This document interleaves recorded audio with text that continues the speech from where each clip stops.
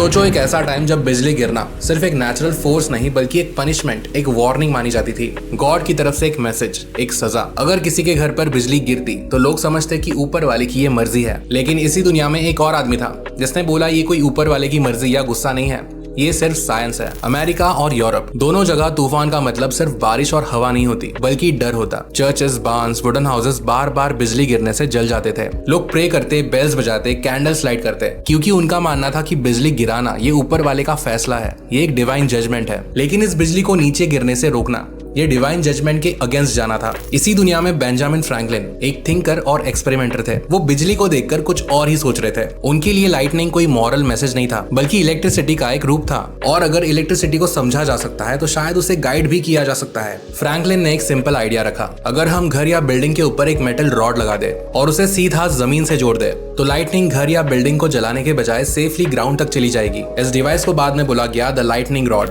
आज ये idea normal लगता है, ये मोस्टली हर जगह बड़ी बड़ी बिल्डिंग्स में यूज होता है, लेकिन उस वक्त ये सिर्फ साइंटिफिक नहीं था, ये फिलोसॉफिकल और रिलीजियस था। कुछ रिलीजियस लीडर्स ने ओपनली कहा ये स्वर्ग से आए वार को कंट्रोल करने की कोशिश है, मतलब इंसान अब ऊपर वाले के डिसीजन को ब्लॉक कर रहा है। लाइटनिंग रॉड को गॉड की डिसरिस्पेक्ट करने वाली चीज मानी गई। ये आर्गुमेंट दिया गया कि बिजली गिरना एक पनिशमेंट है तो उसे रोकना मतलब पनिशमेंट से बचना है, और गॉड की दी हुई पनिशमेंट से बचना ये मॉरल ऑर्डर के खिलाफ है। जिन चर्चेस ने पहले लाइटनिंग रॉड लगाने से मना कर दिया वही चर्चेस बार बार लाइटनिंग स्ट्राइक से जलकर डैमेज होते रहे। हिस्टोरिकल रिकॉर्ड्स में डॉक्यूमेंटेड है कि यूरोप और अमेरिका दोनों में लाइटनिंग रॉड्स को तोड़ने, हटाने या अपोज करने के केसेस मिले हैं, सिर्फ इसलिए क्योंकि लोग मानते थे कि ये एंटी गॉड है। फ्रैंकलिन का रिस्पॉन्स इन सब चीजों पर एग्रेसिव नहीं था। उन्होंने कभी ये नहीं बोला कि लोगों के बिलीव्स गलत है। उनका पॉइंट सिंपल था, अगर जमीन पर खड़े लोगों की जान बचाई जा सकती है, अगर आग रोकी जा सकती है, अगर एक शहर जलने से बचाया जा सकता है, तो नॉलेज को यूज करना ये गॉड की डिसरिस्पेक्ट नहीं बल्कि ह्यूमंस की रिस्पॉन्सिबिलिटी है। टाइम के साथ साथ एविडेंस बोलने लगा। जहां पर लाइटनिंग रॉड्स इंस्टॉल किए थे